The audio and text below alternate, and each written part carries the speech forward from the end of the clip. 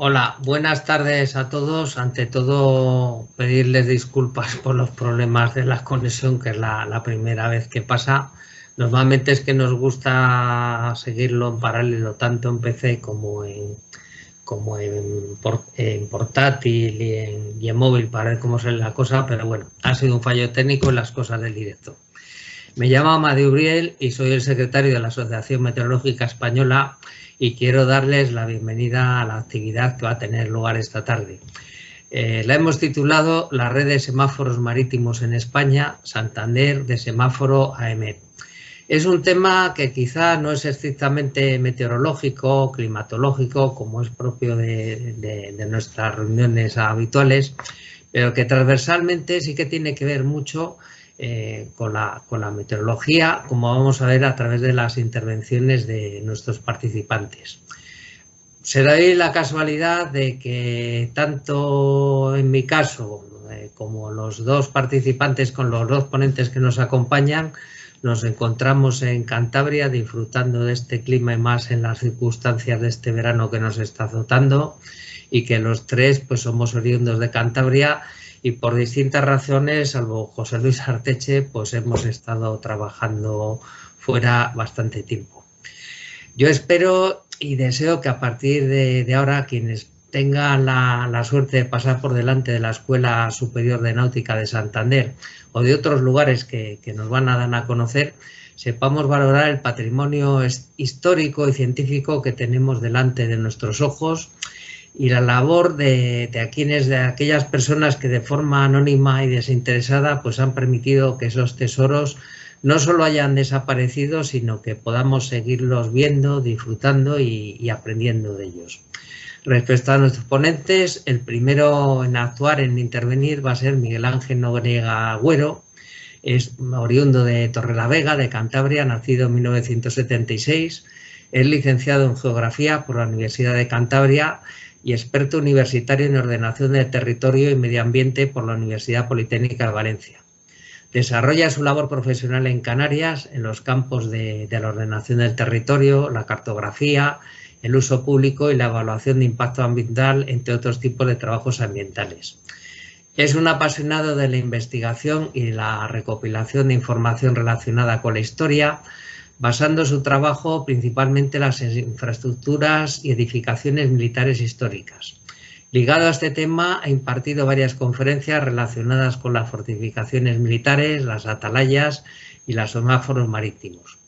Es autor del libro Fortificaciones de la isla de Tenerife, de la Torre de Añazo a la Segunda Guerra Mundial, además de artículos de prensa relacionados con la historia y la geografía de Canarias.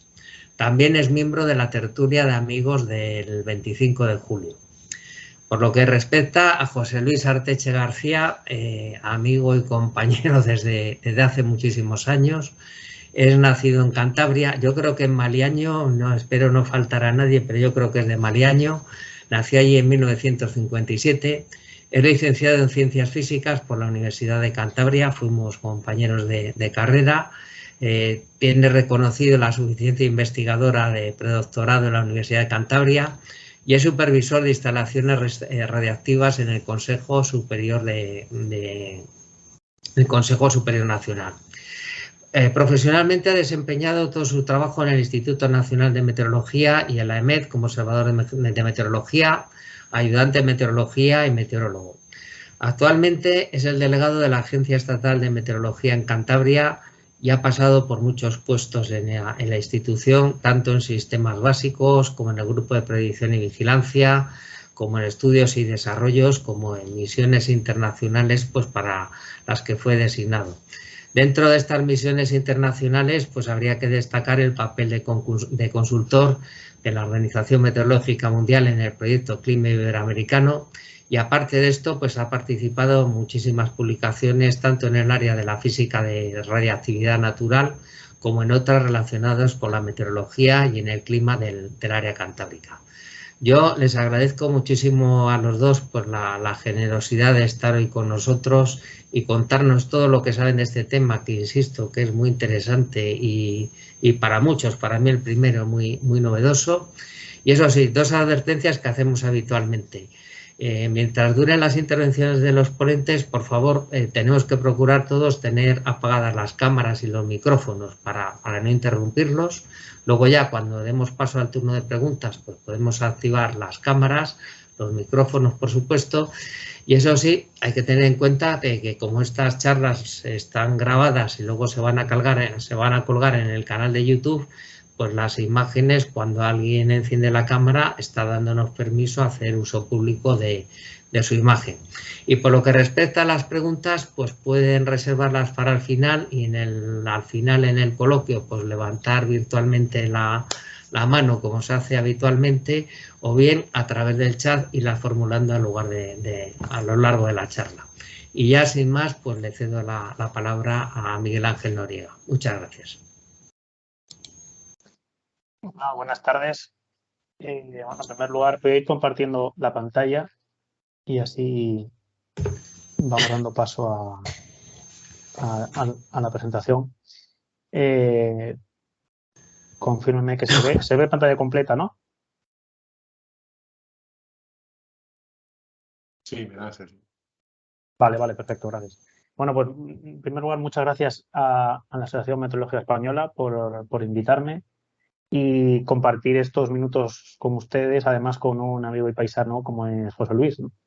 Nos hemos conocido a través del semáforo de Santander, porque yo, bueno, pues investigando sobre el semáforo de Santander, di con él, porque él paralelamente también estaba recopilando información sobre ese semáforo y, bueno, pues de hace 2 años pues nos tenemos una amistad que, a pesar de la lejanía de él está en Santander y yo estoy en Santa Cruz de Tenerife, pero bueno, nos hemos seguido intercambiando información y hemos hecho alguna ponencia juntos y algún trabajo juntos relacionados con el semáforo de Santander concretamente, ¿no? Mis minutos van a versar fundamentalmente sobre la red de semáforos marítimos en España. En primer lugar, sobre qué son los semáforos marítimos, dónde había, no solamente en España, en otros países, lógicamente. Luego, como digo, centrarnos principalmente en los semáforos marítimos de nuestro país. Y luego ya dejaré paso a José Luis para que comente el caso concreto del semáforo de Santander, que, bueno, que tiene bastantes curiosidades, ¿no? Como ya veremos. Los semáforos marítimos están ligeramente ligados a la meteorología, ya que, como veremos ahora, pues eran unas instalaciones en las que se hacían observaciones meteorológicas diarias, ¿no? Porque era una de las labores de estas infraestructuras y, en concreto, del personal que trabajaba en ellas, ¿no? Bueno, me gusta siempre, cuando hablo de semáforos, comentar qué es un semáforo, ¿no? Como todos sabemos, los faros, por diferenciarlo bien, porque hay mucha gente que se piensa que el semáforo es algo de luces y colores, veremos que entran en juego los colores, pero no entran en juego las luces, como sí ocurre con los faros, ¿no? Los faros, por todos conocidos, pues hay miles por todas nuestras costas continentales y también islas, islotes, y están hechos, como dice ahí esta frase, hay una frase que al final la completaremos, que es lo que, como una sola frase, creo que pueden entender muy bien lo que es un semáforo, ¿no? O al menos la diferencia entre faro y semáforo, ¿no? El faro está hecho para ser visto, es una instalación con una torre, una edificación anexa, pero una torre principalmente, que tiene una luz que lo que hace es, durante la noche, pues estar en funcionamiento para ser vista desde el mar, lógicamente desde los buques, ¿no? Desde los barcos que estén por esa zona del litoral, ¿no? Próximo al faro.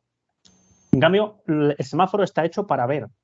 La diferencia entre ser visto y ver. El semáforo aquí está hecho para ver. Es una instalación en la que un personal, ahí vemos uno de ellos, esto es una foto antigua de un semáforo francés. Después veremos el caso concreto de Francia, que es una nación principal a la hora de hablar de los semáforos. Ahí vemos un vigía, un semaforista con un catalejo, en el que como comentaba, una de sus labores principales, diarias, continuas, de día y de noche, era la observación. Por tanto, ahí vemos una primera diferencia, ¿no? Uno está hecho para ser visto y el otro está hecho para ver. Pero además los semáforos eran utilizados, o una de sus razones principales era la comunicación. Están hechos para ver y para comunicarse. ¿Con quién? Entre el semáforo y los buques que estén por esa zona costera. ¿Cómo? Utilizando las señales, que seguro que las hemos visto todos, relacionadas con el Código Internacional de Señales con Banderas, que ahora comentaré. En esa foto que vemos ahí vemos 2 mástiles, vemos la edificación y vemos 2 mástiles. Uno de ellos, el de la izquierda, está relacionado con la telegrafía óptica, que era utilizada por los semáforos marítimos franceses antes de entrar en juego el Código Internacional de Señales con Banderas. Y en la derecha vemos un mástil que nos parece que es un mástil de barco, ¿no? Con lo que sería el palo con una cruceta. Ahí lógicamente no se ven las cuerdas, pero habría unas cuerdas desde el suelo hasta ese travesaño horizontal del mástil en el que irían colocadas las banderas. Y a su vez los barcos también jugarían con ese Código Internacional de Señales con Banderas y habría una comunicación visual directa entre el semáforo y los buques. Por tanto, ya vemos la diferencia entre el faro y el semáforo. Espero que les haya quedado claro y de todas formas con el resto de comentarios que haremos después iremos viendo más en detalle para qué he utilizado el semáforo y cuáles eran las tareas de esas personas que vivían en él, ¿no? Aquí vemos, bueno, pongo un par de imágenes, un semáforo que veremos a la derecha después concretamente el del Cabo de San Antonio junto al faro del Cabo de San Antonio y a la izquierda un faro ya mucho más moderno en Francia en la isla de Olegón junto al faro, ¿no? Y vemos pues las dos, vamos, lo que hemos comentado, ¿no? Las diferencias entre ambos, ¿no? Uno es para ser visto y otro es para ver, además de comunicarse. Esa comunicación se establecía con el Código Internacional de Señales con Banderas. Es creado a mitad del siglo XIX por Inglaterra. Seguro que hemos visto esas banderas, bueno, cuando se engalanan los barcos, los buques, ¿no? Cuando llega a puerto, los buques de escuela, por ejemplo, los seguro que lo hemos visto, o cuando en alguna festividad concreta, pues utilizan ese código de señales con banderas. Cada letra del alfabeto lleva una bandera que se diferencia muy bien del resto de las otras por la forma de los colores y demás, ¿no?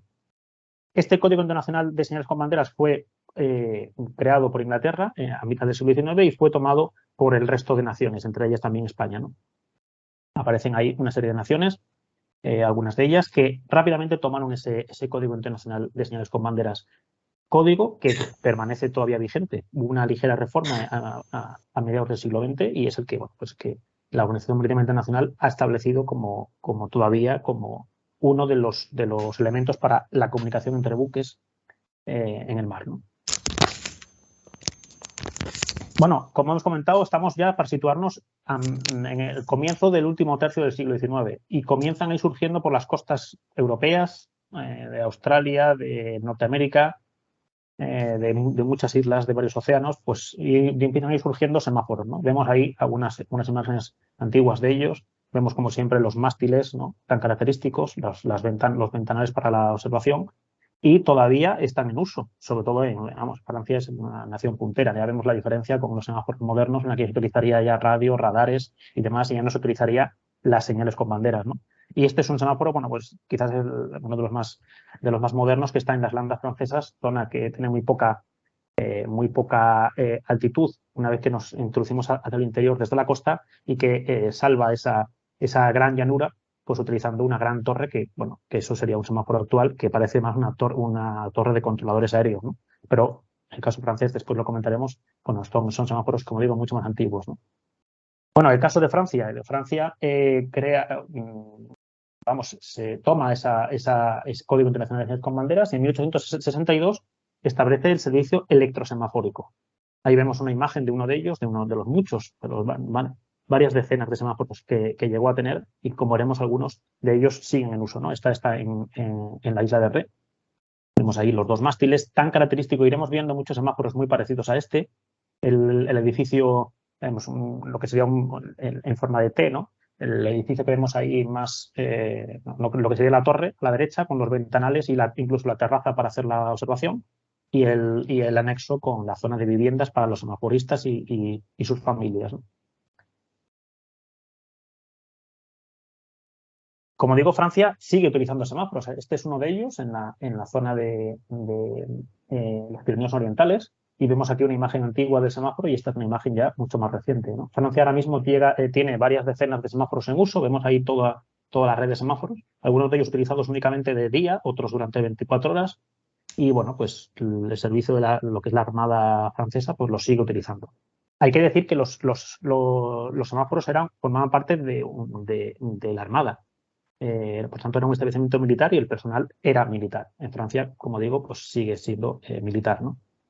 Por tomar un año de referencia, que quizás es el momento cumbre de los semáforos marítimos en todo el mundo, en Francia había en 1998 llegó a tener 172 semáforos repartidos entre lo que es la Francia metropolitana y Córcega y el resto de islas, ¿no? Vemos ahí Gran Bretaña, Irlanda, Italia con 60, 40, Portugal, Alemania 36, Australia que llegó a tener 100 y otra serie de naciones. España en ese año 1898 tenía 18 semáforos, 11 en las costas peninsulares, uno de ellos el de Santander, que es el primero ya de carácter militar que se establece, uno en Canarias, uno en Menorca, que en ese momento estaba en construcción, y 8 en las antiguas posesiones españolas en Cuba, Puerto Rico, entre Cuba, Puerto Rico y Filipinas. Entonces vemos la gran diferencia entre unas naciones y otras y la apuesta por Francia, de Francia por este servicio, ¿no? Bueno, España se une a esa red semafórica que va surgiendo, que surge, relacionada con el Código Internacional de Señales con Banderas y con la implantación del telégrafo, que eso hace, bueno, la comunicación forma parte también, como comentaremos después, de la comunicación entre semáforos y otras instalaciones, ¿no? No entre los buques, lógicamente, no entre semáforos y buques, lógicamente. Pero vamos, como digo, España en 1868, Mateo Praxedes de Sagasta, que era entonces ministro de Gobernación, establece aparece la primera norma legal en la que ya se empieza a decir que, bueno, que todos los estados de Europa cuentan con estaciones semafóricas y España todavía no tiene ninguna, ¿no? Se autoriza a la Dirección General de Telégrafos a ver cuáles son los puntos en los que se pueden ir estableciendo semáforos. Ya se habla de ahí de Tarifa, Finisterre, Estaca de Bares, veremos que son lugares que después comentaremos, ¿no? A lo largo de los siguientes años van surgiendo diferentes normas legales hasta llegar al decreto de 6 de julio de 1872, en el que ya dice que el gobierno establecerá en el litoral de las costas de la península e islas los semáforos necesarios para las atenciones de este servicio, y además se procurará unir telegráficamente siempre que sea posible con las estaciones semafóricas de la red telegráfica de la nación. Por tanto, los semáforos contaban con hilo telegráfico y después también, lógicamente, telefónico, ¿no? Bueno, y este es el panorama que llegó a tener España en cuanto a lo que es la propia red de semáforos marítimos, ¿no? El primer establecimiento era un establecimiento no militar, después sí que pasa a ser militar, pero en un primer momento no era militar, estaba ligado a un tema empresarial, que surge en Tarifa en 1873. Después surge en Santander, el semáforo situado, ya hablaremos con más detalle, con José Luis después, en la zona donde hoy está lo que es la península de la Magdalena, 1874. 1881 en Cartagena, ese mismo año Monteventoso, que está muy cerca del Ferrol. Punta de Galea, en lo que es la entrada de la ría de Bilbao, 1882. Finisterre, 1883. Estaca de Bares, también en Galicia, en 1889. Junto a la desembocadura del río Llobregat, ligado lógicamente a la ciudad y al puerto de Barcelona, en 1891. El semáforo del Cabo de Bagur, en Gerona, 1891 también. El semáforo del Cabo de San Antonio, en Alicante, en 1894. Bajolí, que está en Menorca, muy cercano a Ciudadela, 1895. El de Tenerife, en 1895 también. Después surge otro semáforo en Cueto, en la zona cercana al anterior, al semáforo que hemos comentado antes de la Magdalena, que ya veremos después, nos comentará José Luis por qué surge un segundo semáforo también en Santander, en 1899. Y el semáforo, por último, el del Cabo de Peñas, 1916. Esa fue la red de semáforos en la España, que hoy todos conocemos. Lógicamente, como comenté antes, llegó a haber 8 entre Cuba, Filipinas y Puerto Rico. Vamos a ir viendo alguno de ellos, así comentándolo rápidamente, en sentido de las agujas del reloj, desde la costa, lo que es la Costa Brava, hasta finalizar con el de Punta Galea en Bilbao. El Cabo de Bagur tenía un semáforo, todavía sigue en pie, y vemos está justo al pie del acantilado. Esta es una imagen aérea. Estas son imágenes antiguas. Ahí vemos el semáforo con el mástil, precisamente con unas banderas, probablemente igual comunicándose en la imagen que aparece a la derecha, comunicándose con el buque que está ahí enfrente. Este semáforo sigue todavía en pie. Hay que decir que estas instalaciones dejaron de estar en uso a comienzos de los años 70. A comienzos de los años 70 de este siglo, del siglo pasado, del siglo XX, dejaron de estar en uso porque ya no tenían utilidad. Las nuevas tecnologías lógicamente dieron paso a una comunicación con los buques muy diferente a la que se hacía hasta ese momento, ¿no? Y bueno, las instalaciones han ido quedando, veremos algunas han desaparecido y otras, bueno, pues se mantienen en pie en muy diversos estados, ¿no? Esta es una instalación que está, como digo, en el Cabo de Bagur, o Cabo de Begur, en el que, bueno, la instalación está cerrada, está sin uso, pero veremos una característica muy fundamental de todas ellas, que son instalaciones, forman parte de nuestro patrimonio, instalaciones militares, pero un patrimonio muy importante, muy curioso y bastante novedoso. Porque, como comentaba antes Amadeo, ¿no? Que mucha gente desconoce lo que fueron los semáforos, ¿no? Y bueno, pues lamentablemente muchas de ellas, lo iremos viendo, están en un estado pues de abandono y de ruina, ¿no? Ahí vemos como suelen estar tapiados, han sido vandalizados. Ahí vemos junto al edificio lo que sería, donde sería el soporte del mástil. Los mástiles han desaparecido, por suerte en Santander, después lo veremos con detalle, se conserva el mástil. Pero bueno, una idiosincrasia muy común entre todos ellos es que están sin uso y a muchos de ellos abandonados en ruinas, ¿no? Este que está, el que está en Barcelona, junto a la desembocadura del río Llobregat, ahí le vemos. Ahora mismo ha sido, vamos a decir, rehabilitado o acondicionado con una serie de pasarelas. Está una zona junto a la ría y junto al mar. De hecho, seguro, si se fijan, cuando aterrizan o despegan en el aeropuerto del Prat, si los ven con detalle, se ve, está muy cercano a lo que es el borde norte de la pista. Y bueno, está acondicionado con esa serie de pasarelas ahí para subir a lo que es la parte alta, y hoy en día es utilizado como observatorio de aves. Bueno, es un uso que se le ha dado y por lo menos el edificio se mantiene en pie. Está la estructura vacía y la estructura sin tabiques ni tejado, ¿no? Pero bueno, la instalación ahí está. El del faro, junto al faro del Cabo de San Antonio está el semáforo, que antes vimos una imagen. Aquí vemos una imagen antigua. Esto está junto a la localidad de Javea, en Alicante. Actualmente el faro está ahí al borde del acantilado, el semáforo, perdón, está junto al faro, al borde del acantilado. Y bueno, pues también está cerrado y sin uso, ¿no? Está en un estado mucho mejor que el primero que vimos, ¿no? Este no está tan vandalizado. En Cartagena llegó a haber un semáforo también en lo que es el castillo del Monte de Galeras. Claro, esto formaba parte, es un semáforo que se ubicó dentro de una fortificación, y la imagen del semáforo no era exactamente igual. Es esa torre, fundamentalmente esa torre en blanca que vemos ahí, no era igual que las que hemos visto antes. Hay unas grandes similitudes entre los semáforos que hemos visto en algunas fotos antiguas de Francia y los primeros que hemos ido viendo, que son esa forma de T del edificio, ¿no? Un primer ramal, parte del edificio donde era utilizado como almacén y alojamiento de los semaforistas y sus familias, y una parte hacia el mar que bueno, sería una prolongación, como digo, perpendicular a este primer edificio que comento, que se culminaría con una serie de ventanales desde donde se hacía la observación, sobre todo en momentos en los que bueno, la meteorología pues no acompañaba, o de noche, y se podía observar desde dentro, ¿no? Por eso esos ventanales tan característicos, ¿no? En Menorca, junto a la ciudad de Ciudadela, está el Cabo de Bajolí, y ahí, bueno, pues todavía permanece en pie este semáforo, ¿no? Como ahí vemos, ¿no? Como comentaba antes, es el proyecto principal, muy característico de estos semáforos, ¿no? Como esos ventanales a la derecha, ¿no? Solían ser salas en forma hexagonal o pentagonal y con esos ventanales, ¿no? Ahí vemos una imagen antigua de este semáforo con su característico mástil, ¿no? Hoy en día el edificio pues está abandonado y en ruinas. En Tarifa llegó a haber dos semáforos, uno cerca de la plaza de Santa María y otro junto a la punta de Chamorro. Ahí vemos dos imágenes antiguas.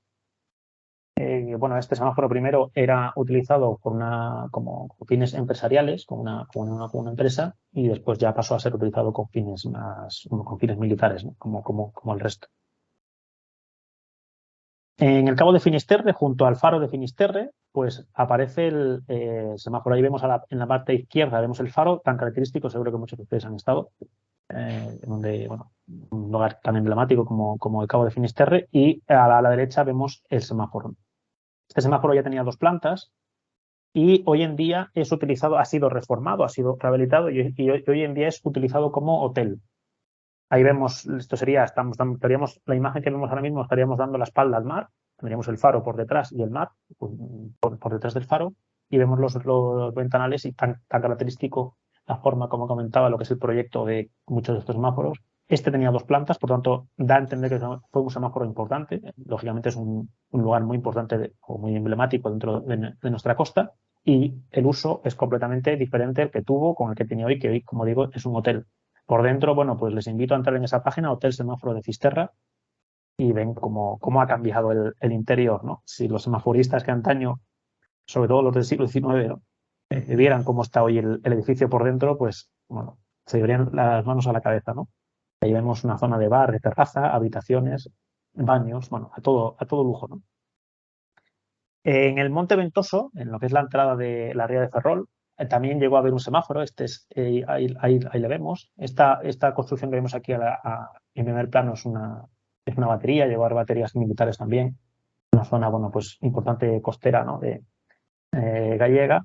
Y bueno, hoy en día el edificio está abandonado, en ruinas, y bueno, pues como algunos otros, pues vandalizado y olvidado, ¿no? Creo que este tipo de divulgaciones, por lo menos a mí me gusta, que sirvan para llegar a la gente y también llegar a las administraciones para que, bueno, entre todos, pues cuidemos este patrimonio que, bueno, pues hubo muy pocos en nuestras costas, pero que por lo menos vamos a conservarlo y vamos a protegerlo, ¿no? Algunos de ellos dando los usos, yo no, me parece perfecto el uso de hotel, aunque sea un uso privado, ¿no? Pero algo hay que hacer para proteger estos edificios, ¿no?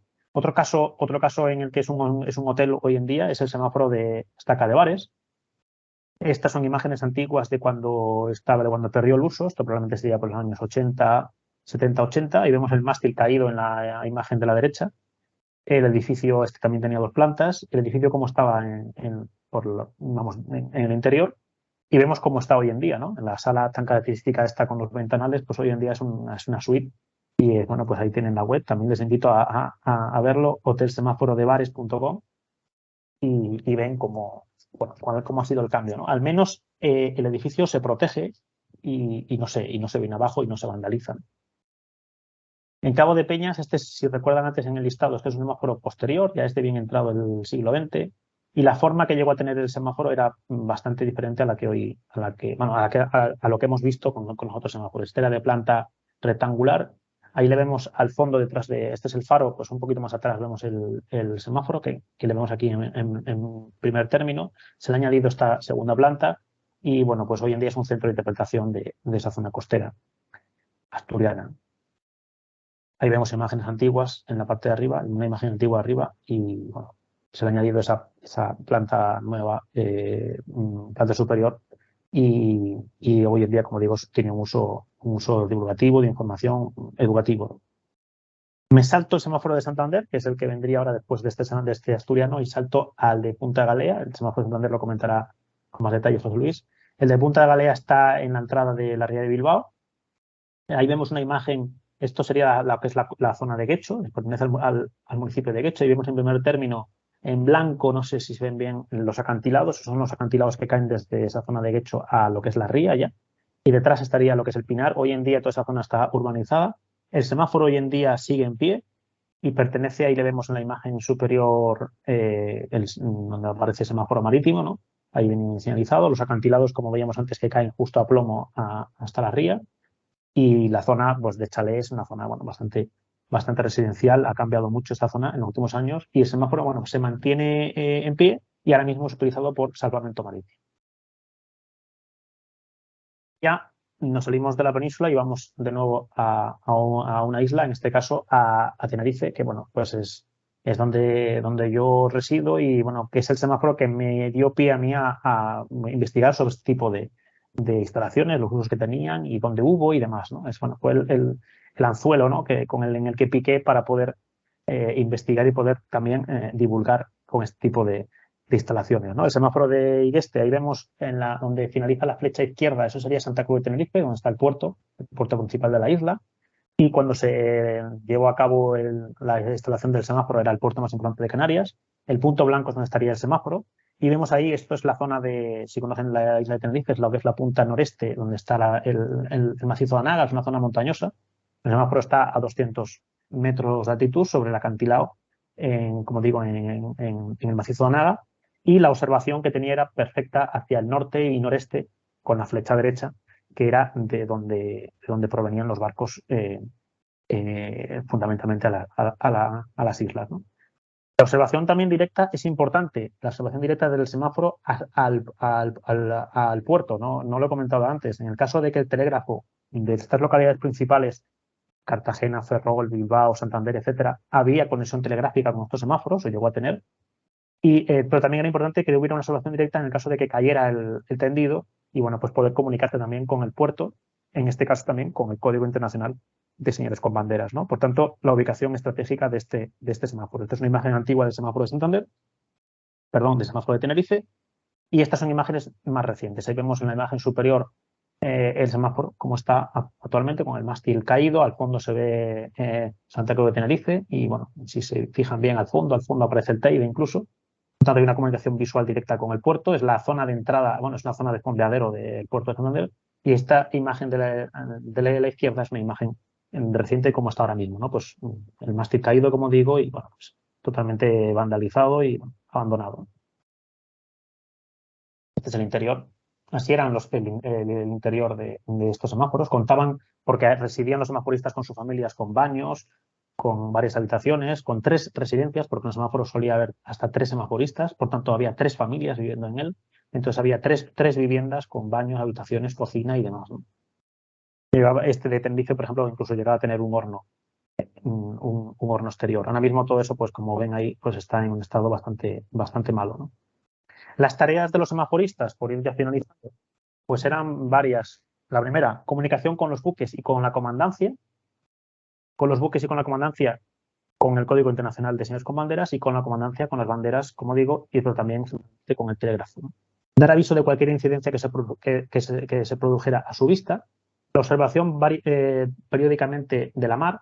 La observación meteorológica, y aquí es donde, bueno, pues tiene relación los semáforos con el mundo de la meteorología, dando parte diario. Se hacían 3 observaciones diarias de la meteorología, se daba parte diario al Real Instituto de Observatorio de la Armada de San Fernando en Cádiz, y también dar aviso a pescadores del avistamiento de pesca y del estado de la mar. Aquí vemos incluso en prensa histórica solía aparecer la información que daban los semáforos, ¿no? Este es el periódico La Región de 24 de agosto de 1934, que dice semáforo de Cabo Mayor, como era conocido el segundo de los semáforos que hubo en Santander, porque está muy cercano a Cabo Mayor, donde también hay un faro. Pues dice ahí barómetro 765, termómetro 21 grados, viento, calma, marejadía del noreste, cubierto y llovizna, ¿no? Y también solía aparecer en prensa algunas incidencias de, bueno, pues el avistamiento de algún buque, ¿no? O sea, por ejemplo, aquí vemos en el Cantábrico de junio del año 28, pues a las 4:10 de la tarde pasó a la altura de Cabo Mayor, donde está el semáforo. Estaba el semáforo de Santander, rumbo al este el crucero Almirante Cervera, comunicando al semáforo que navegaba sin novedad. La comunicación se hacía con las señales con banderas. Esas señales con banderas, como vimos antes, cada bandera sigue la letra está siguiendo las letras del alfabeto, pero no se hacía una comunicación letra a letra. Por tanto, si querían decir, vamos a decir, por ejemplo, utilizar una palabra corta, ¿no? Por decir hola, pues no ponían la bandera de la letra H, la bandera de la letra O, la bandera de la letra L y la bandera de la letra A, sino que había un código en el que, jugando con 2, 3 y hasta 4 y 5 banderas, pues cada unión de esas banderas, de esa codificación con esas banderas, quería decir un mensaje concreto. Por ejemplo, ahí vemos en el segundo caso, por ejemplo, en el tercer caso, por ejemplo, la letra P y la letra B, pues necesito pronto socorro. O sea, si un barco pasaba cercano a un semáforo y izaba la bandera P y la bandera B en ese orden, el semaforista tenía el código y podía decir PB, efectivamente necesito socorro. Y entonces el semáforo le daba otro mensaje, ¿no? Por ejemplo, imaginemos que el semáforo le dice, el semáforo que está, el mensaje está a la derecha. BNG, venga usted al habla. O sea, como diciendo, acérquese. El del barco, en el barco había una persona que decía BNG quiere decir esto. Y así sucesivamente una serie de mensajes, ¿no? Por ejemplo, vemos ahí a la izquierda abajo BGWD. Eso significa Cádiz. No se ponía la C, la A, la D, la I y la Z, sino BGWD significa Cádiz. Por ejemplo, imaginémonos que un semáforo le pregunta a un barco cuál es su rumbo y el barco pues pondría esas 4 banderas y entonces el semáforo sabría que va a Cádiz. Toda esta comunicación entre buques y semáforos y buques era después trasladada utilizando el telégrafo. Imaginémonos, por ejemplo, que un buque pasaba por Tenerife un buque inglés que venía de la zona sur del Océano Atlántico y pasaba junto a Tenerife, no hacía escala en Santa Cruz de Tenerife, iba rumbo a Londres y quería informar a su consignataria en Londres de que, bueno, pues iba a parar en Madeira, imaginémonos, y que iba a llegar, la llegada sería pues X días más tarde. Lo que hacía era, utilizaba con el semáforo esa comunicación, le trasladaba el mensaje y el semáforo después lo trasladaba a la consignataria a Londres utilizando el telégrafo. Luego llevaba un pago. Aquí vemos un resumen estadístico del mes de diciembre de 1902 del semáforo de Anaga, que es el semáforo de Tenerife, dando ahí pues, todos los despachos, avisos y demás que realizó el semáforo durante ese mes. Por tanto, era muy utilizado ante peligros, para socorro, para información, pero también para información dentro de una consignataria, dentro de una naviera o de una empresa, ¿no? Era utilizado, como digo, el servicio semafórico porque los semáforos estaban conectados con telégrafo. La observación se hacía por medio de anteojos con trípodes, gemelos, agua de marcar con trípode, anteojo de mano, taquillero, para banderas, había un juego de banderas, lógicamente, o varios juegos de banderas, también luces de bengala, cohetes.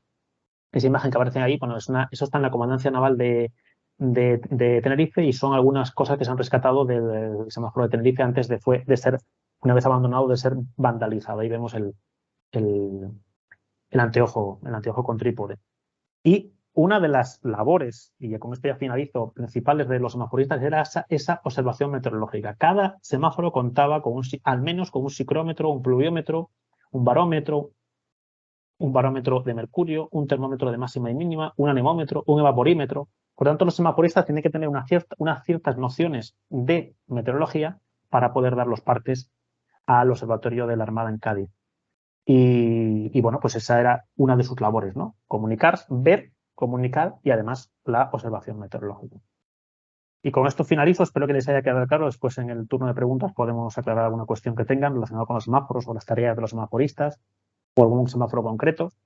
Y cedo el testigo a mi compañero José Luis para que nos comente el caso concreto del semáforo de Santander, que es donde precisamente, y ahora nos lo comentará él se ubica hoy en día, lo que pasa es que con otro uso, ¿no? Con el uso con el que se lleva relacionado, o sea, en relación a lo que había antaño, ¿no? Así que nada, José Luis, te cedo el testigo.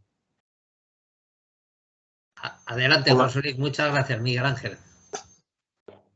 Hola a todos. Buenas tardes. Amadeo, ¿se ve la pantalla? Sí, se te ve a ti perfectamente. La proyección no la estás compartiendo todavía. Se te ve a ti la cara nada más. Ah, creí que la tenía compartiendo. Espera un poquito. Compartir. Ah, pues sí, yo creo que tengo. Compartir contenido. ¿Ahora? Tardan un poquito. Yo todavía no la veo, ¿eh? Tardan a veces un poquito, pero... Yo no la veo, ¿no? No. Cuando estás compartiendo ves un recuadro así rojizo alrededor. Ahora creo que va a salir. Ahora va a salir. Sí. Ahora sí, ¿verdad? Sí, ahora sí, ahora sí. Estupendo, muy bien. Bueno, ya buenas tardes a todos. Comparto con Miguel Ángel, buen amigo, pues el agradecimiento a la Asociación Meteorológica Española por esta invitación a contar este tema de los semáforos que es tan apasionante y Miguel Ángel habéis podido comprobar que es un auténtico experto. Bueno, yo me voy a dedicar, así lo habíamos acordado con Amadeo, pues hablar un poquito del semáforo de Santander y una vinculación casualmente con un observatorio meteorológico actual. Os cuento un poquito la historia de este semáforo. En primer lugar, decir que por desgracia yo me da mucha envidia cuando veo por ahí algunos semáforos recuperados y conservados y desde luego en nuestra institución yo no sabía ni de la existencia de estas ruinas que había aquí, pero necesitando, como necesitábamos en el centro meteorológico nuestro en la ciudad, unos terrenos para poder hacer un centro meteorológico moderno, pues el Estado no disponía de muchos terrenos, ni en la ciudad de Santander, ni en las cercanías, que es donde estamos ahora. Entonces, los restos de este semáforo se eliminaron para poder hacer este edificio nuevo y este observatorio. Y como decía Miguel Ángel, pues el mástil parece ser que es el único que se conserva, pero bueno, ahora lo contamos. Santander, último cuarto del siglo XIX, una ciudad de tráfico marítimo, el puerto de las 10 velas, como se le denominaba. Ahí arriba se ve en la parte superior derecha una atalaya, que es mucho más antiguo que el semáforo, y ahora decimos la misión que tenía. Bueno, esto es una información que se daba de las señales que se podían ver en la atalaya.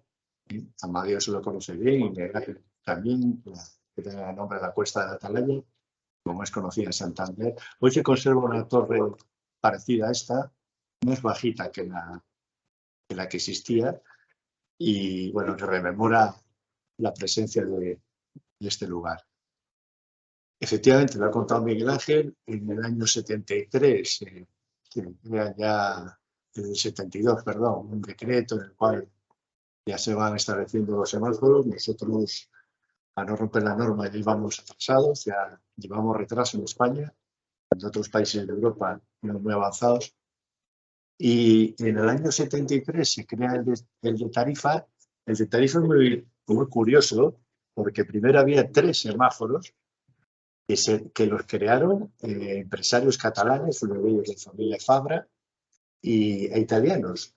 Esta gente conocían el paso de los barcos que llegaban a través del estrecho, y la conexión telegráfica posterior, como ha dicho muy bien Miguel Ángel, les permitía saber el estado de la carga, la fecha prevista de llegada, e incluso anticiparse a las tarifas y precios para los productos que traían sus barcos. Era muy interesante. El Estado vio esta ubicación, la importancia que tenía. Incluso parece que no había mucho dinero y se quería arrendar a esta familia el lugar, ¿no? A lo cual ellos parece que se negaron. Pero al final se crea uno ya con fines civiles, no solamente con un motivo empresarial. En el año 74, en el 30 de septiembre, se decide crear el de Santander, como ha dicho Miguel Ángel, uno de los primeros y el primero de España, y se crea una tarde de septiembre, se crea en la península de la Magdalena, que seguro que conocéis casi todos, donde está ahora el Palacio de la Magdalena, y encima de unos restos de un castillo antiguo que se llamaba el Castillo de Lano, y más o menos usando la planta de ese castillo un poquito más, se crean ahí unos planos ahí y se crea el semáforo.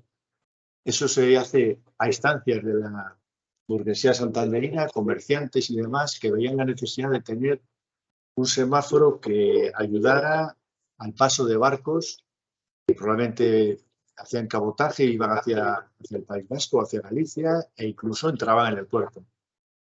Y ahí está el casomato que se creó, donde estará justamente el Palacio de la Magdalena. Esto es un poco más en detalle en las plantas, donde se ve lo que tenía. Ahí vive el primer vigía, el segundo vigía, salas comunes, etc. Era muy sencillo. Asistieron todas las personalidades. Ahí está, el semáforo en el mismo lugar donde está el Palacio de la Magdalena. Se crea tanto a las autoridades, es un gran espectáculo, y bueno, se comunica al ministerio que se ha inaugurado esa tarde. Lo que se hace es quedar con un vapor que estaba en el puerto, salió fuera, en este sentido, hacia allá se ve el bocano del puerto, hacia la isla de la Torre, el castillo de Lano, y se hace unas prácticas de señales con el barco. Todo va de acuerdo, todo va correcto, y se da ok a la inauguración. Aquí está la atalaya de la que hablaremos ahora. Esta atalaya tenía una finalidad y era la siguiente: se creó en el siglo XVIII, mucho antes del semáforo, y simplemente a través de este camino que recorría todo el norte de la ciudad, a través del eje de la espina dorsal de la ciudad, no había edificaciones. La atalaya veía barcos en la mar que se estaban aproximando, cuando no existía el semáforo, ¿eh? Y ella comunicaba esta información a las autoridades de Marina que estaban aquí en la ribera, en el propio puerto de Santander. Luego la atalaya va a jugar un papel intermedio, tanto con el semáforo creado en 1874, como con el semáforo que hablaremos después, que estará fuera de aquí de pantalla, al norte donde pone las llaves, que será el semáforo que está donde estamos nosotros ahora, la EMET. Este fue el texto que recoge, pues, que dice que la tarde están asistiendo las autoridades tal y cual, mucho público que asistió, un auténtico espectáculo, ¿no?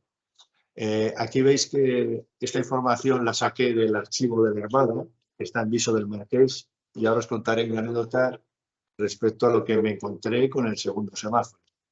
No se lee muy en detalle, es algo que se amplíe, quien quiere lo puede ampliar y se ve muy bien sobre las personas que estaban.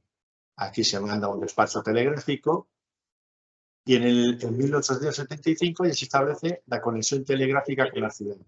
Es un poco en la línea de lo que Miguel Ángel decía, es decir, el vigía hablaba con los barcos, entre comillas, con sus banderas, con sus códigos, y luego posteriormente, digamos, le pasaba el papelito al telegrafista, que era el que establecía la comunicación.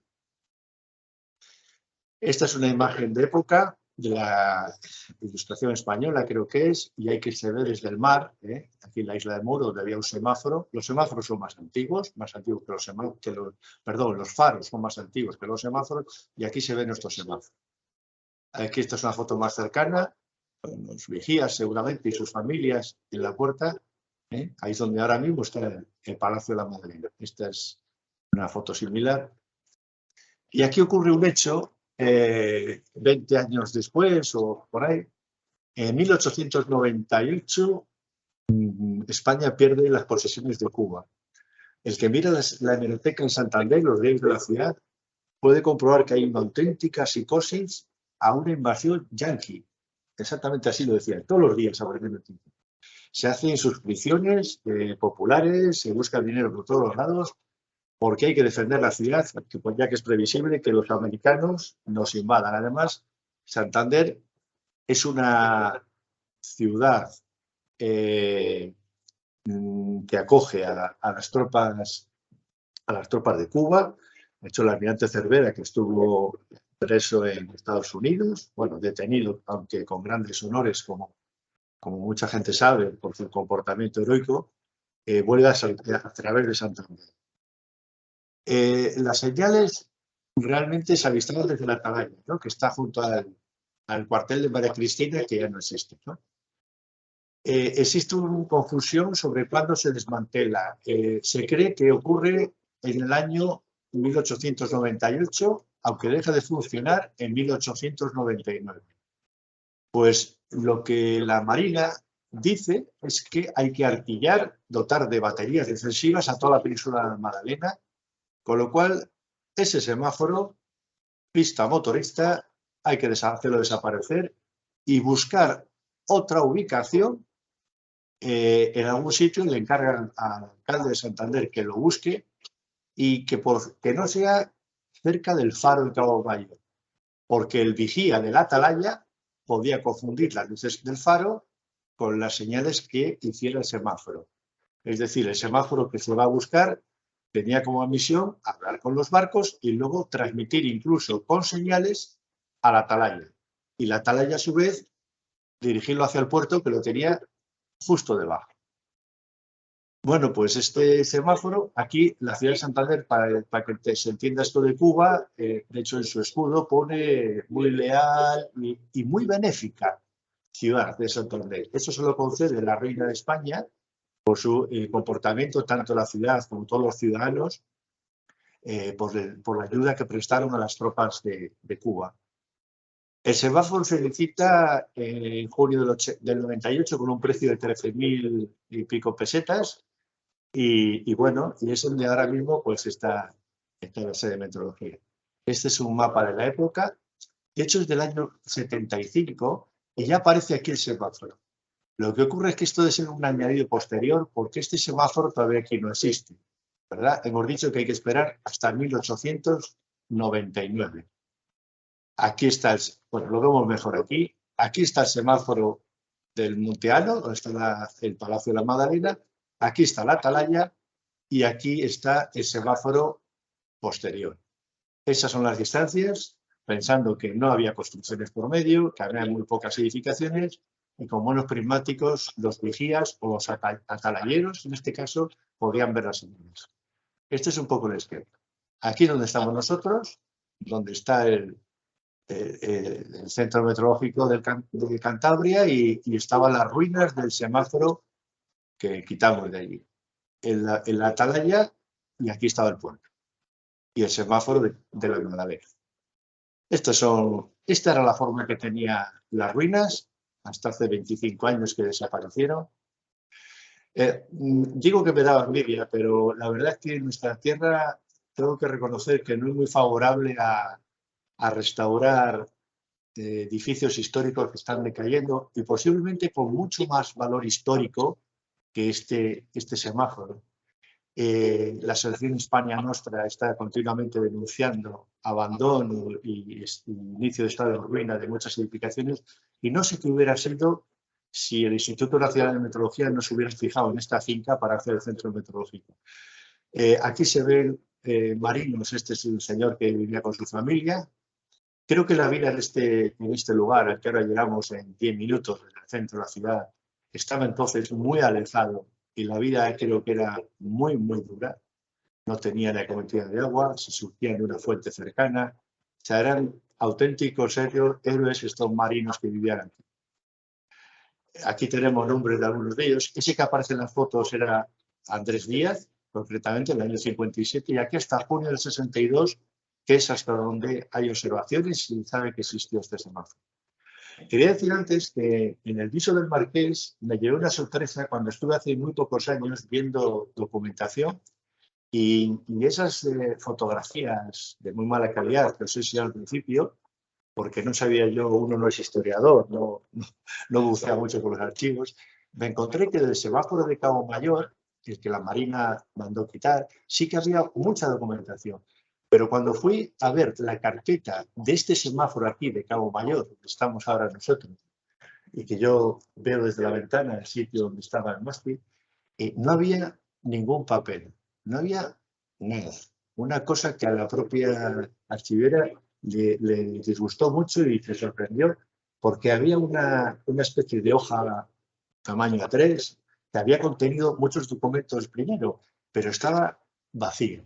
Yo estas vacaciones quiero ir hacia el sur y me voy a pasar otra vez por ese enorme palacio que es precioso, el viso del Marqués, donde la Marina tiene sus archivos y quiero ver a ver qué ocurría. Bueno, lo que se hacía, el personal de los semáforos lo ha hecho un poco Miguel Ángel, había un primer vigía, un segundo vigía, un auxiliar, 2 ordenanzas como personal de la Marina. Luego estaban los telegrafistas que posiblemente pertenecían a otro cuerpo, a otro ministerio. Esta foto, este esquema de este arquitecto amigo Alfonso de Lastra, que paseaba mucho por aquí, era un enamorado de este semáforo. Aquí está el presupuesto. Describe un poquito las habitaciones. Está la planta baja con cocina, dormitorios. En la planta alta estaba aquí el observatorio. Aquí delante estaba el mástil. He visto que en algunos semáforos de España la forma octogonal o hexagonal se repite en algunos. Aquí estaba el equipo telegráfico, aparatos de medida. Aquí en el anterior vemos, perdón, no es en el otro, me parece, aquí aparece casetas de medidas y ese es un detalle del mástil. Un presupuesto más bajo, 1.605 pesetas, pero que parece que subió un poquito más. Este era el mástil, el dibujo que hizo este arquitecto. Y bueno, como decía Miguel Ángel, nos ha explicado a todos muy bien cómo se utilizaban las señales. Aquí vemos una foto preciosa que me pasaron de la Villa del Morro, la Punta del Morro en La Habana, cantidad de señales que había, de banderas. Y yo a veces me pregunto cómo hacían los señaleros de la Armada, cuerpo que existe, por cierto, todavía. Sabemos, o el que no lo sepa, lo decimos, que los barcos cuando van en formación, una escuadra militar, se apagan las comunicaciones por pasar de forma inadvertida y de barco a barco, me imagino, se transmiten las órdenes de los almirantes, el mando superior, por medio de banderas que suben y bajan a una velocidad endiablada. Entonces la gente cogía rutinas, aprendía, y yo, bueno, como sé que hay amigos de meteorología, algunos, los demás ya se acordarán de nuestros compañeros que estaban en la sala aquí en la ciudad universitaria recibiendo los teletipos, los partes. Y la cinta, para que no lo conozcan, no he sacado la fotografía, de verdad, en los teletipos aquellos era una cinta perforada con 5 puntitos, además del punto de avance del carril. Y esta gente, por lo que a mí me han contado, yo nunca lo vi, tampoco sube yo a hacerlo, leían esas cintas perforadas sin necesidad de leerlo en papel. Esto me lo contó una vez nuestro querido y añorado José Antonio García Moya, que os acordaréis muchos de él. Pues su padre trabajaba ahí, una vez me lo contó, y era endiablado la velocidad en la que esta gente era capaz de leer estas cintas de papel. Bueno, esta foto ya la transmito, esta cuadra preciosa, Miguel Ángel, y aquí está el semáforo que está justo a la escuela de náutica, y que mucha gente, pero de Santander, no sabe nadie que esto era. Todo el mundo cree que es el mástil de un barco, pero era el semáforo. Y esto sí que, gracias a estudiantes y profesores de la Escuela Superior de Náutica, que no estaba aquí, este se puso con motivo de la inauguración, y creo que fue en los años 80, pues lo cogieron de aquí, de Cueto, donde estaba arruinado, y antes de que se lo llevara algún chatarrero, de forma clandestina, ellos lo trocearon y lo acarrearon hasta aquí, hasta la ciudad, la Escuela de Náutica. Y bueno, y ahí queda como resto de que, aunque no tenemos edificio, pero tenemos por lo menos, parece ser, el único mástil que hay. Ya le hemos puesto aquí una placa, se está detrás de declararlo bien de interés cultural, que lo apadrine la universidad, que lo cuide, que no origine ningún accidente, y ya con una plaquita que se ha puesto aquí, que esta foto es un poco más antigua, pues bueno, quede como recuerdo. Junto al semáforo había cosas muy curiosas, como este panteón del inglés, que esto todo el mundo sí lo conoce. Había un semaforista, don José Jackson Bellán, que trabajó en el semáforo de la Magdalena, y luego le dio tiempo, porque murió en 1907, creo, a trabajar en este semáforo Cabo Mayor. Nosotros estamos de aquí dirigiendo hacia la fotografía como a 1 kilómetro menos. Y bueno, parece ser que un amigo inglés suyo, William Howland, o Rowland, se apellidaba, pues cayó por un caballo, se asustó el caballo por el oleaje, alguna cosa de estas, y se mató. Entonces este señor le dedicó este monumento que todo el mundo conoce, y es muy, muy romántico pasar por aquí. Aquí está lo que se crea después. Dije que llegamos tarde en España. Ya creo que a caballos del siglo XIX y XX Marconi estuvo en la radio, la invención de la radio, y claro, los semáforos de señales de banderas pues ya no tienen sentido. Entonces lo que ocurre es que aquí en Cabo Mayor nuestros semáforos, que ahora un poquito más acá, ahora ya lo veremos después en una fotografía, se crea al lado del semáforo, que se denominaba estación electrosemafórica, se crea con la Sociedad Española de Telegrafía sin Hilos, ya con la radio funcionando en vigor, la estación telegráfica. Se crea en 1913. En 1941, incluso aquí en la prensa parece que se le dota de nuevas antenas. Ahora lo veremos mejor. Mirad, esta es un poco la idea. La estación nueva se ha creado aquí. El semáforo nuestro que estaba aquí, todavía con el mástil, estaba uno al ladito de otro. Estos terrenos eran del ayuntamiento y luego el Estado se los devuelve al ayuntamiento. Esto era otra cosa, ¿no? Esto era la transmisión. Lo mismo que se hablaba con los barcos a través de banderas, pues se hablaba a través de la radio. Pero sigue existiendo. Aquí sigue habiendo marinos todavía. Estas son otras imágenes de la estación. Y bueno, luego en el 68 todavía se le nota de nuevas antenas. Y al final, pues creo que esto es del año 70 y algo, pues el gobierno devuelve al ayuntamiento un terreno situado en Cueto, donde estaba esa estación de telegrafía sin hilos. Es decir, también se quita eso. La compañía telefónica de España crea una antena enorme más hacia el oeste, en dirección hacia Galicia, hacia Asturias, y crea lo que hay ahora mismo, que es una estación norte donde transmiten para Europa, para el mar, se transmiten las informaciones. Esta es una foto aérea. Aquí es donde estaba el semáforo Cabo Mayor, mirando hacia el mar. Aquí es donde estoy yo ahora mismo, en este momento. Y por aquí aquí donde marco el puntero estaría en el mástil. Aquí en este lado es donde se creó unos años después la estación telegrafía sin hilo. Fijaos el acantilado que hay. Aquí se está construyendo en el 96 nuestro edificio. Habíamos derruido. A ver qué hacemos para, si escribimos algo, Miguel Ángel, alguna cosa para por lo menos restaurar nuestra pequeña deshonra de haber deshecho estas ruinas. Vamos a ver, otra foto igual. Las ruinas ahí están. Este es nuestro edificio ahora. Aquí miramos hacia el mar. Esta fachada mira hacia el mar. Aquí tenemos nuestra flamante y reciente estación automática de radiosondeo. Y en cuanto a la meteorología, bueno, pues fijaros, ya había el jefe del Observatorio Central Meteorológico, que los meteorólogos estén escuchando, saben que hay un señor, se llama José Galvis, que era militar, y ya se le encarga al gobierno crear una comisión con otro teniente de navío para un proyecto de unificación de señales de temporal y puertos en la costa de España. Después, en el 18 se crea el reglamento de semáforos hasta el 50, donde los semaforistas tenían obligación de hacer observaciones. Yo he leído esto y he visto todas las horas a las que hacían observaciones. Vamos, increíble. Creo que no eran tantas. Como decía Miguel Ángel, se debía observar 3 veces al día, que se unían al envío obligado por telégrafo, es decir, a las 8, 15 y 21 horas. En caso de temporal dice que se hacían cada media hora observaciones. Vamos, como los meta-aeronáuticos. Y se mandaban, como ha dicho él, a los observatorios meteorológicos dependientes de Gobernación y al Instituto Hidrográfico de la Marina en San Fernando de Cádiz. Pues se medían todas estas variables: viento, dirección del viento, estado de la mar, escala Douglas. Y si un barco lo pedía, se le facilitaba la información necesaria para su navegación, así como la información sobre peligros en la ruta, restos de naufragio, calamiento de almadraba, zona de seguridad del tiro artillero. Los semáforos han sido, desde luego, una fuente documental de gran valor. Yo hace poco un amigo me hablaba de estar haciendo un estudio sobre un informe de un accidente que hubo un buque, el buque El Orrio, uno enorme, un buque muy grande que cayó en Ceuta Santander en el año 60, y una de las informaciones que se recaba, una se recaba ya del Observatorio Meteorológico de Santander, pero otra es del semáforo. Es decir, el semaforista aportaba condiciones del mar. Y para el informe pericial, para el juicio, etcétera, seguros y demás, se pedía esa información. Ahora, bueno, os voy a contar un poquitito, porque eso tiene relación con los inicios de la meteorología aquí en Cantabria.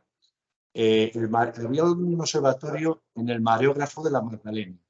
Este observatorio hay que abandonar en un momento determinado, porque en 1918 la ciudad de Santander regala a la familia real, no al Estado, la familia real le regala la península de la Magdalena y se le construye un palacio. Entonces este observatorio, el mareógrafo, que tenemos en el Banco Nacional de Datos Climatológicos de la EME, tenemos, y con este código de estación, tenemos todos los datos de observación, todavía en puerta pone observatorios meteorológicos, ya hacía observaciones. Estos son los del semáforo, resúmenes anuales, este del 22, del 23, y aquí por delante puede estar el último, del año 62. Como ves, observan a 7, 13 y 19, se observan muchos datos meteorológicos y anotaciones que el semaforista hace. Toda esta información la tenemos nosotros aquí y está en el banco de datos. Santander tenía otro instituto, el catedrático Will Bayot, que realiza observaciones entre 1912 y 1919 en el Parque de Bomberos de Numancia. Y en el año 23 se crea el Observatorio Meteorológico, donde yo empecé a trabajar. Amadeo lo conoce, de hecho vivía cerca de él. Y ese es el observatorio, digamos, principal de Santander, que se construye porque en la Magdalena nos quedamos sin observatorio. Es decir, la familia real cierra aquello y era una finca privada. Así no se podía continuar. Y aquí muestro, por ejemplo, en estas épocas, principios del siglo XX, pues a Santander llegaban, aquí no se hacían predicciones, pero el padre Orcolaga, por ejemplo, que Margarita Martín, nuestra compañera de Sebastián, conoce muy bien su vida, mandaba predicciones sobre galernas a los pescadores de Santander. Cuentan que de hecho una vez se enfadó porque no le pagaban lo que él pedía y los pagos llegan por retraso y el que se nutría de los partes que llegaban de París y mapas que llegaban, pues hacía predicciones. Aquí abajo, hablando de la meteorología Santander, yo pensaba que de las primeras personas que nos habíamos dedicado a la meteorología, Amadeo, en Santander, pero parece que Nicolás Sama, que fue uno de los 3 primeros meteorólogos españoles y que fue luego director del servicio, pues nació, parece ser que casualmente, pero nació en Santander. Y esta otra figura que aparece aquí, Mariano do Porto Marchori, que es posterior, él nació en 1902, pero en los años de los que estamos hablando, del semáforo, en la vida del semáforo, pues ya no estaba aquí. Mariano do Porto venía huyendo de la guerra civil cuando el frente se acerca al País Vasco y el Estado de Migueldo y viene a Santander. No he encontrado nunca registros de su paso o algún trabajo que hiciera aquí por Santander, pero se trajo incluso instrumentos de Migueldo, se utilizaron en el Observatorio de Santander y cuando las tropas nacionales entran a Santander, luego van a entrar, él va con el gobierno republicano, se va hacia Valencia y posteriormente, que conocéis mucho seguramente, pues llegó a ser director en el exilio, director del Servicio Meteorológico de Irlanda. Y vuelve, parece ser que bastante más tarde a Santander. Es curioso porque, bueno, yo he leído cosas de nuestro amigo Manuel Palomares que habla de que él accedía a los partes, no sé cómo, a los partes que mandaban los barcos que estaban haciendo el bloqueo nacional al puerto de Santander, todavía en el lado republicano hasta el año 37, y comentaba y decía, dice, estos malos españoles y a la vez malos meteorólogos, porque él no estaba de acuerdo con los partes que mandaban hacia los aeródromos nacionales que estaban en Logroño, en Burgos o en León, en sus posteriores llegadas, bombardeos de Santander, por ejemplo, ¿no? Y él interceptaba estos mensajes y parece que decía eso, que ni siquiera lo hacían bien. Esta es la historia. Bueno, aquí hay un señor muy famoso en los albores de la observación en Cantabria.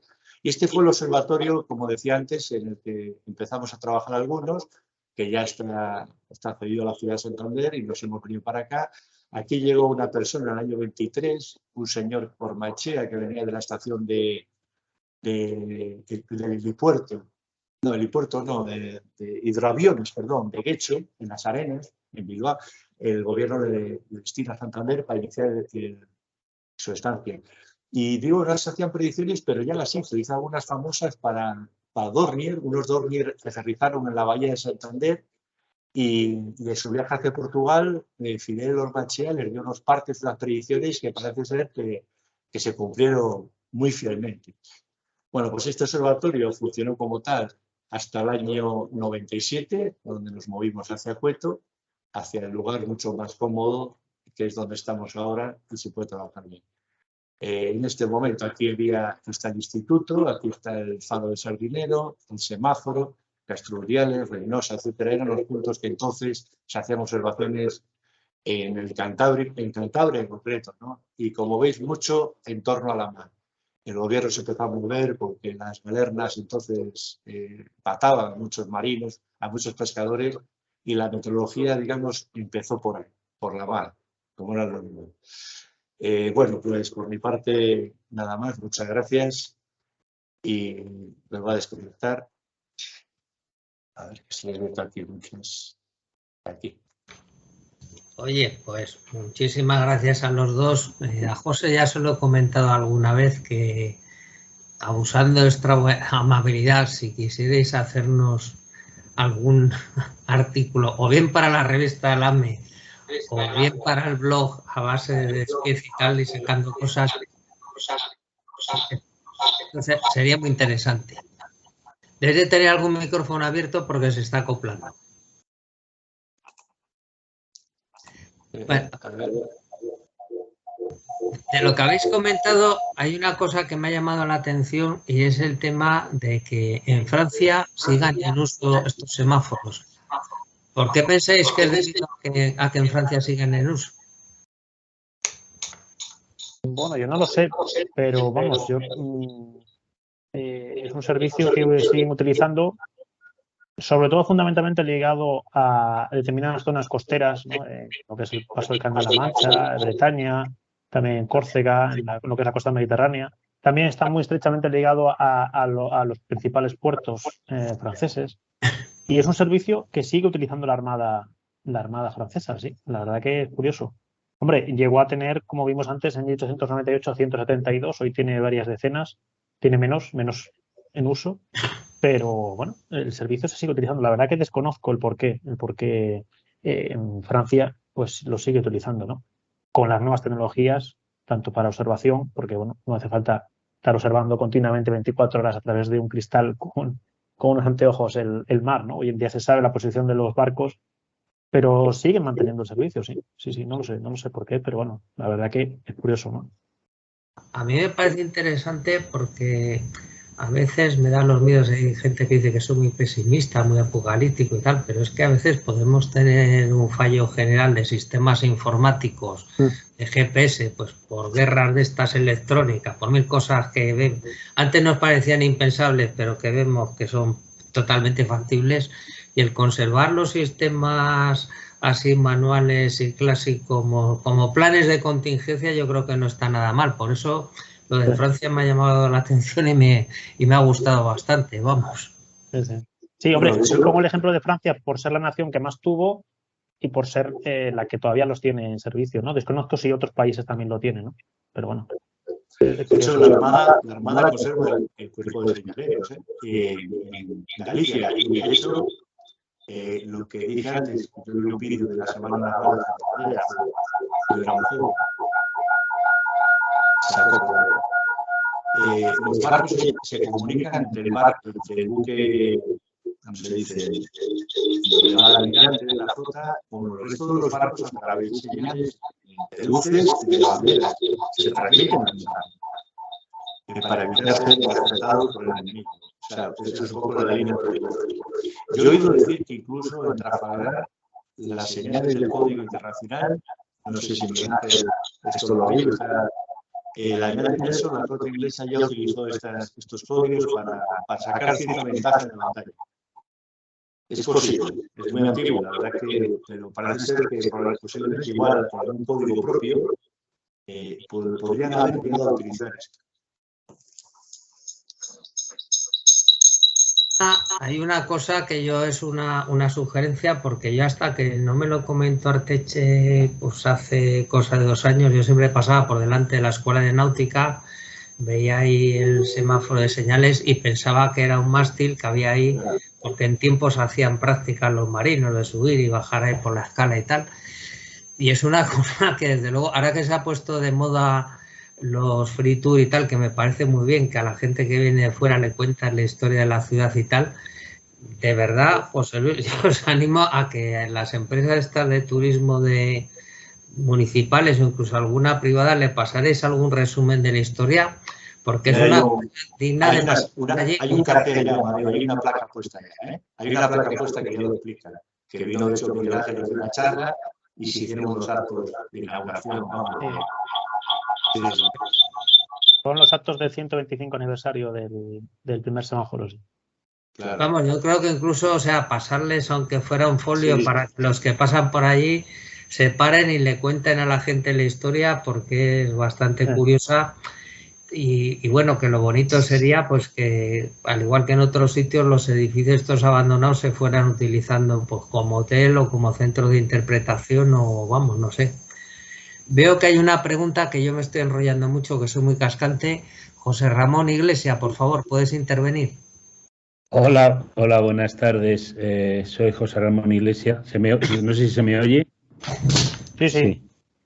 Hola, buenas tardes. Pertenezco al Foro Histórico de las Telecomunicaciones y, bueno, primero felicitaros por el trabajo que habéis hecho, por las presentaciones que han sido muy amenas las dos, y me parece que hace falta que se prodiguen este tipo de trabajos para dar a conocer lo que es nuestro patrimonio histórico. Y dicho esto, solo señalar la importancia de la interrelación entre la meteorología y las telecomunicaciones, que habéis destacado ambos en algún momento de vuestra intervención. En este sentido, comentaros que estamos en contacto con la EMET aquí en Madrid, precisamente por intentar también recuperar la personalidad original de elementos que han sido origen de las telecomunicaciones. Me refiero en concreto al Castillo del Retiro, a la torre óptica, que es un doble referente para ambas profesiones, ¿no? Y creo que, como en todo, para defender nuestro patrimonio histórico de cualquier cual sea su origen, pues no queda más remedio que trabajar en colaboración interdisciplinar, como estáis haciendo aquí, igual que en el semáforo de Anaga, que también espero que se recupere, que se está trabajando también ahí en ello, y también sé que mis compañeros de Canarias están también en ese foro trabajando. En definitiva, enhorabuena y que se prodigue este tipo de divulgaciones y de trabajos. Gracias. Muchas gracias. Gracias.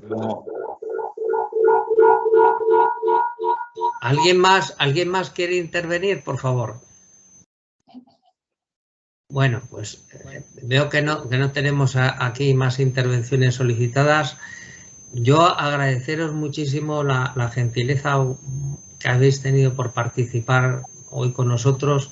Estamos en tardes ya veraniegas, estivales, vacacionales, y aunque la audiencia no es masiva en el momento que se produce la emisión, estas charlas las colgamos en el canal de YouTube, y luego en el canal de YouTube, si vais entrando periódicamente, va habiendo bastantes visitas.